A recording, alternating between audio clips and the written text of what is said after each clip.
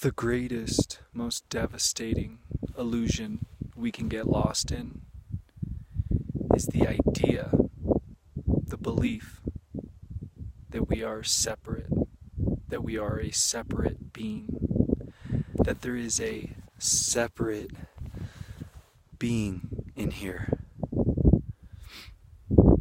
That is a real illusion that is the most devastating one that we are lost in right now.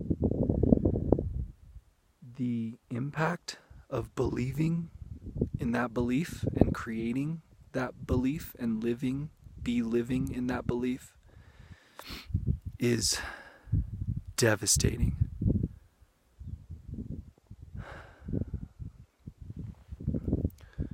All of reality is created. We create reality to a ridiculous degree. There are some boundaries, some rules to this container that is Earth, that is our body. That's the ground level. Within that, though, our beliefs create reality to a ridiculous degree. And the most devastating reality that we've gotten lost in is that we are separate beings and that we're disconnected from source, from our origin, from our essence, from our hearts, from ourselves, from our communities, from our planet, from spirit. It is a real illusion because look at the state of most of us. We wake up thinking we're this separate self, and it's real, but also it's not. I say it's not.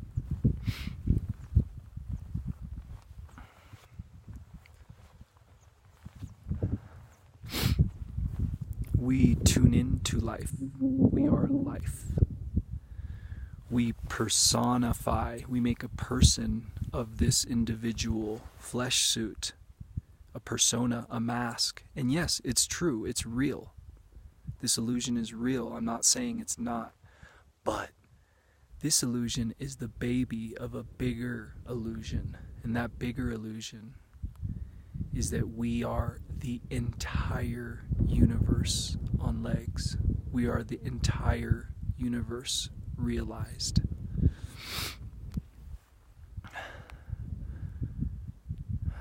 Our identity, our persona may end at the surface of our skin, but a much bigger, more infinite identity than we can ever imagine is also available to us, and we can tune into that reality. That's the womb in which the small self lives in. It's when the small self thinks that it's the biggest self that we get into deep trouble.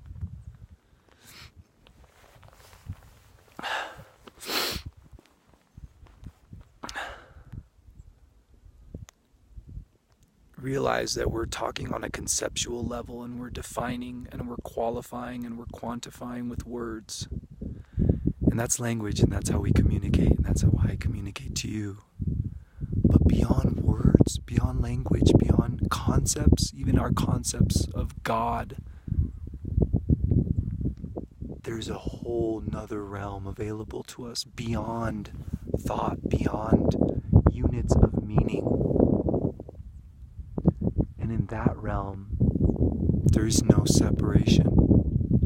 There's only space. We are the space in which life arises.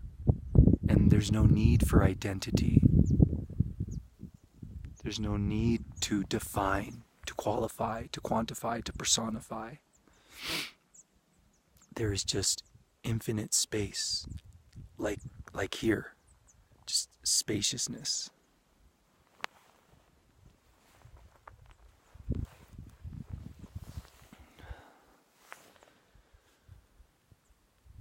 We have all agreed to a certain mass amnesia. We've agreed to playing this game, this forgetfulness that we are connected to Earth. And it's real, and it's real in its consequences. And many of those consequences are devastating. Separating ourselves as nations, as countries, as genders, as persona types, as males, as females, yes, and that's all real, and it's here, and bless it. But we believe ultimately that we are these separate identities, and that creates all kinds of addiction. They say addiction, the opposite of addiction is connection. And when we feel disconnected, when we feel no sense of belonging, no sense of tribe, we get into all sorts of crazy, paranoid, compensatory shit. I know I have. And the reason I'm here in Peru is because I was called, and because I was offered the opportunity at Unity, the opportunity to remember, to reconnect with Spirit, to reconnect with just here, Earth. Spirit is here. Spirit is Earth. There doesn't need to be a conceptual separation. And to give myself permission to surrender, to let go, to let the ego be humbled, even if it takes some humiliation. It feels like humiliation at first, and then it feels like liberation later, because you realize the ego doesn't have to pretend, and it doesn't have to defend ad nauseum.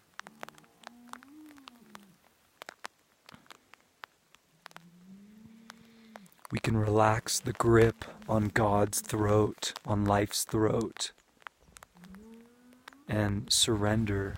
And yeah, some of this toxic shit, some of these fucked up illusions that we've been lost in for centuries, shame and guilt fertilizer, when you surrender, some of the first things that come up to the surface are these toxic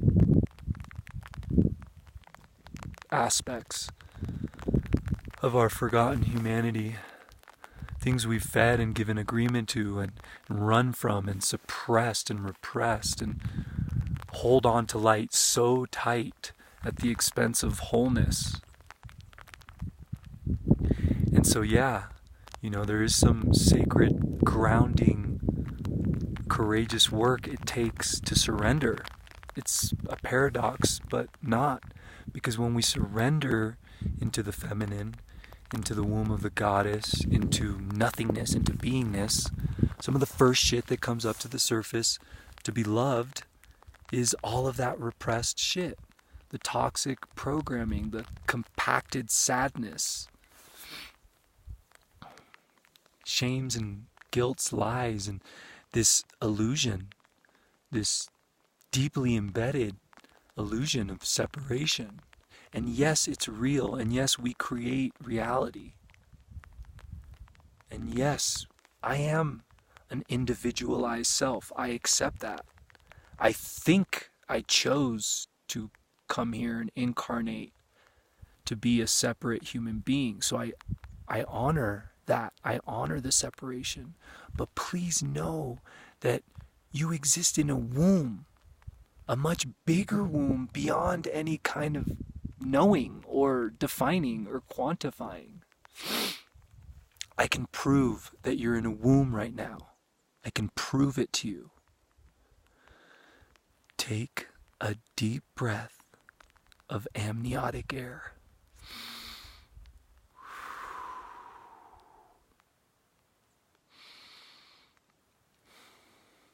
You've been in a womb since you came out your mother's womb.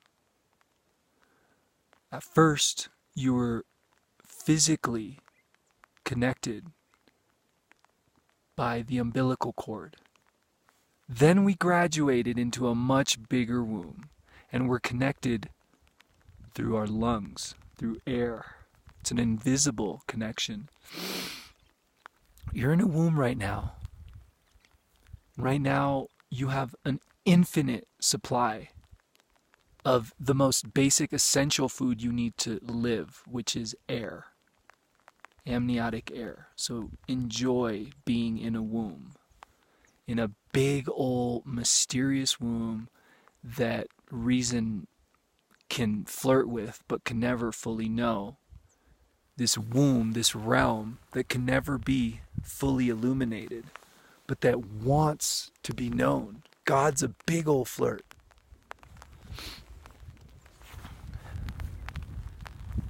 So, this mass amnesia that we've mostly lost ourselves in exists in a bigger womb.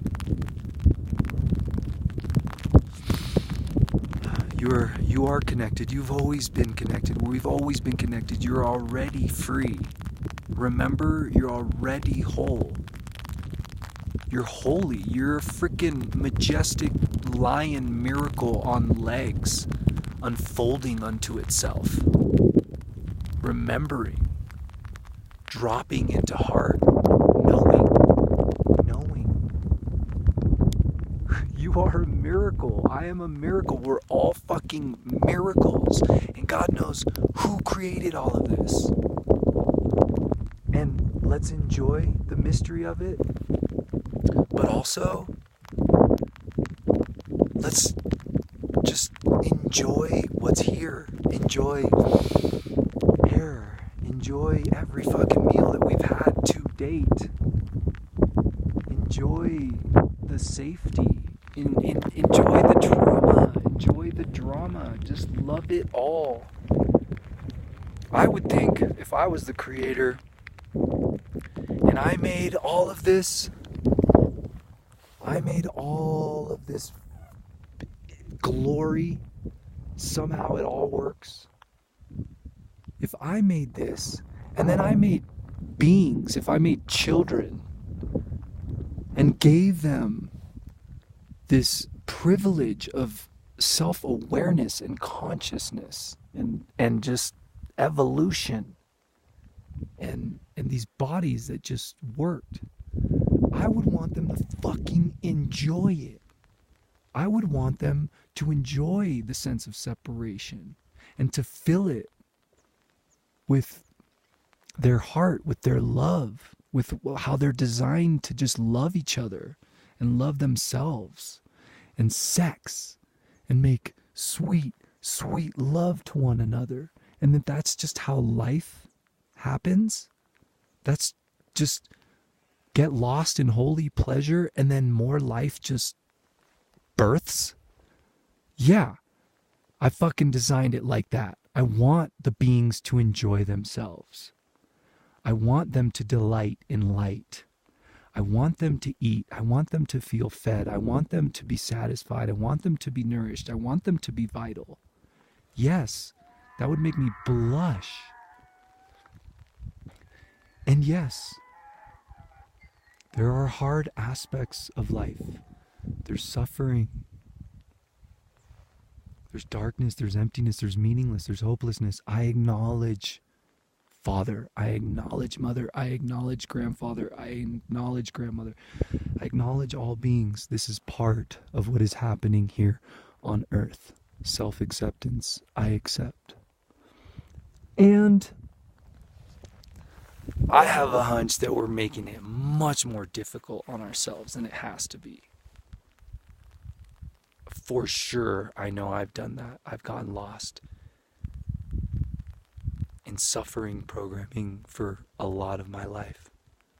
And the opportunity has been to just choose life and choose light and care just cause. Not because it's morally correct, not because you should, not because you have to. We don't have to. We can choose death, we can. But I've chosen life just because. I love the consequences of choosing life and choosing health. And so I invite you to choose life. I invite you to choose wholeness. I invite you to bow to your joy and to your bliss and to your inner knowing, and to just make the best decisions you can possible for yourself, for your self-love, for those you love, for all of life. I invite you to do that just because the consequences are so much juicier than agreeing to shame and scarcity and guilt's lies. Just choose green, healthy everything just 'cause. And I promise that you will feel connected. You will feel satisfied, deep existential satisfaction. You will allow love when you bow to the feminine.